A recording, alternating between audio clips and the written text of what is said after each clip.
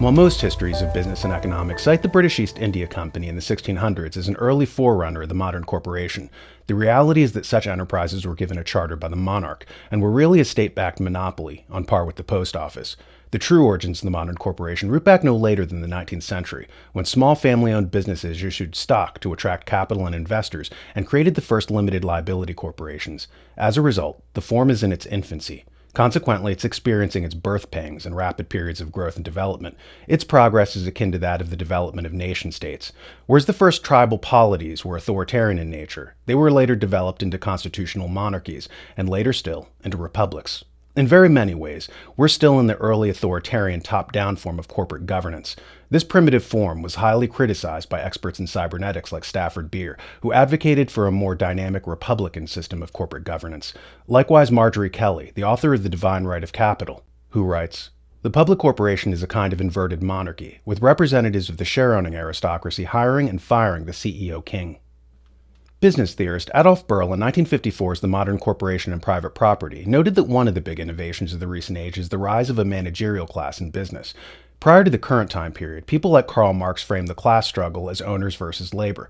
What Marx didn't foresee was that the growing complexity of corporations, due to their rapid growth in size and scope, would instigate a creation of a management class.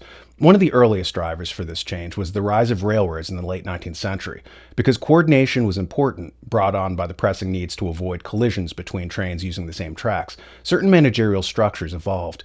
It was from the railroads, incidentally, that we have the memo today, as well as the classical middle management structure.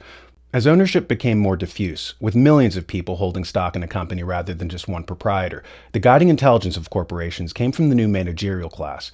This was a viewpoint developed more fully by James Burnham's book, The Managerial Revolution. In it, he talked about the increasing separation of ownership and control. In addition, economist Alfred Chandler said of the 1930s, the American economy was now dominated by the visible hand of managerial capital. So now the dynamics were not binary, but tripartite.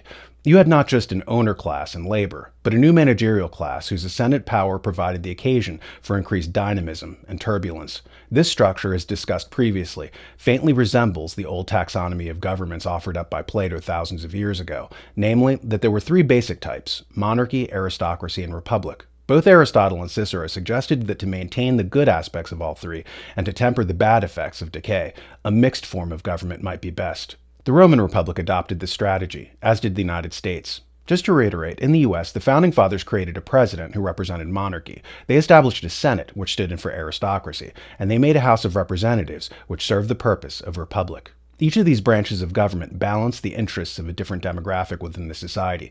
John Stuart Mill, in Considerations on Representative Government, said that it was necessary to give representation to the average people to avoid a revolution. In his own country of England, that meant creating a House of Commons. But to Mill, this was really only an expedient, with the real power lying in the House of Lords and the monarch. The framers of the U.S. Constitution saw it in similar terms, with the House of Representatives giving some voice to the multitude, but with the real power residing in the Senate and the presidency.